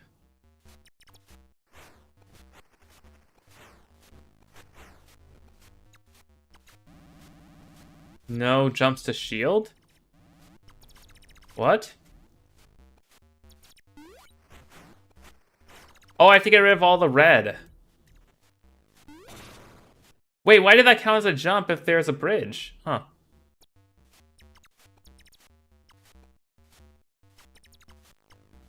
Okay, let's get all the reds.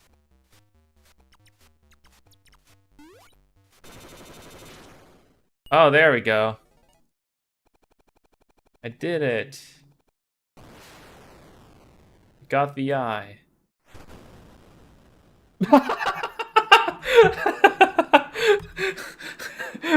Thank you, game.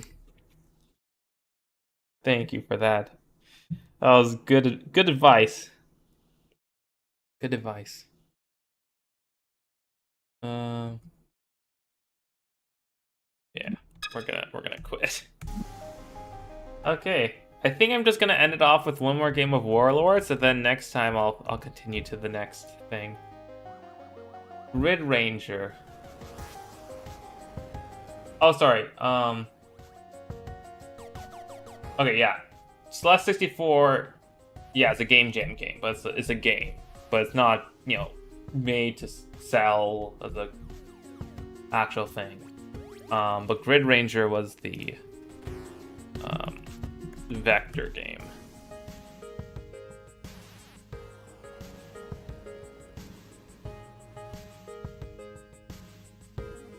Okay. Seems fine. I don't know. I guess like Geometry Wars got some traction on XBLA in the early 360 days, but that was like, still don't really like the art style.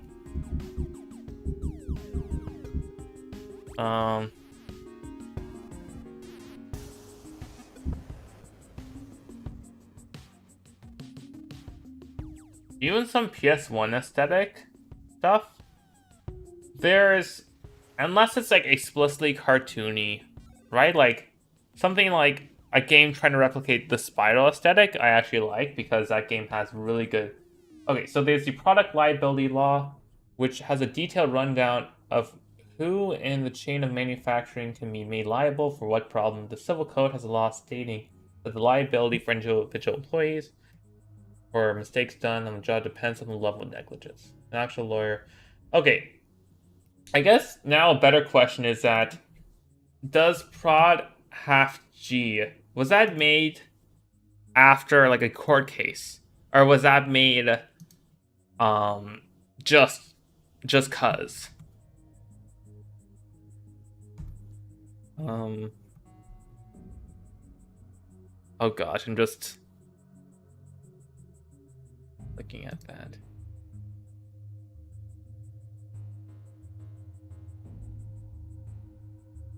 Because yeah, having a nice book of, you know, like, you know, it'd be nicer if there was rules based on these court cases that are made, instead of some ambiguity of how court cases can apply in the future, or be appealed. I agree. Like, if that's better than what Germany's doing. Okay, passed after an EU guideline mandated a set of laws on the topic. Okay, and the origin of the EU guideline, I assume, was because of something happening. But yeah, the EU system is nicer. But at least they are doing due diligence to look at cases and see, oh, this is where we need to actually implement some strict laws based on of someone suggesting it. Yeah, I don't know if there's a specific patch. Okay.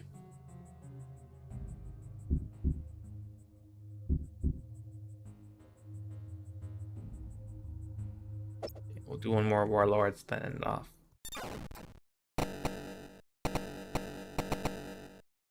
It's up to 4 players.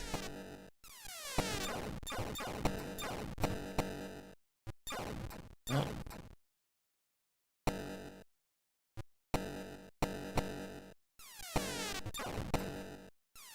Nope. Fuck. That was a misplay on my part.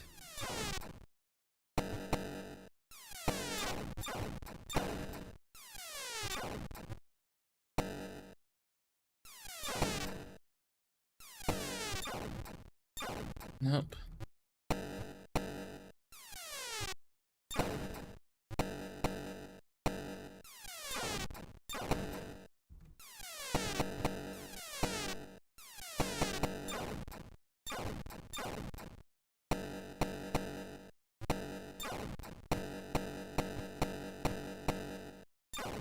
Oh, fuck, that was my chance. There we go. Oh, fuck, right.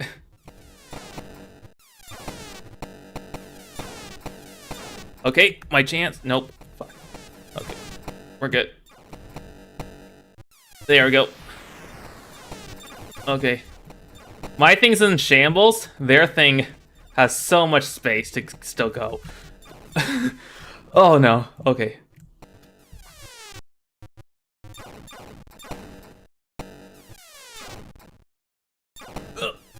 Oh, shit. That was my chance. Ah, fuck.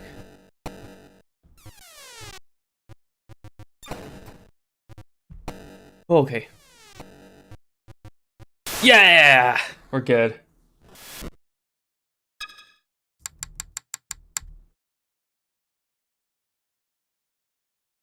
Yeah, we're good. Okay, cool.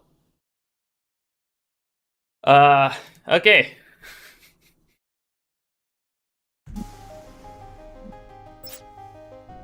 This is definitely a progression.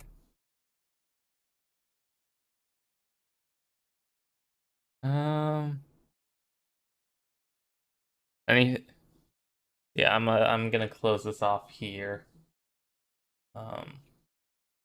That Yeah, thanks everyone for coming. I was only one of 7 tracks, so I might stream this game a couple more times this week. Especially now that's getting into like the 80s. That's like the meat and potatoes for the retro knowledge I know. And yeah. Hope you all have a great day. Goodbye.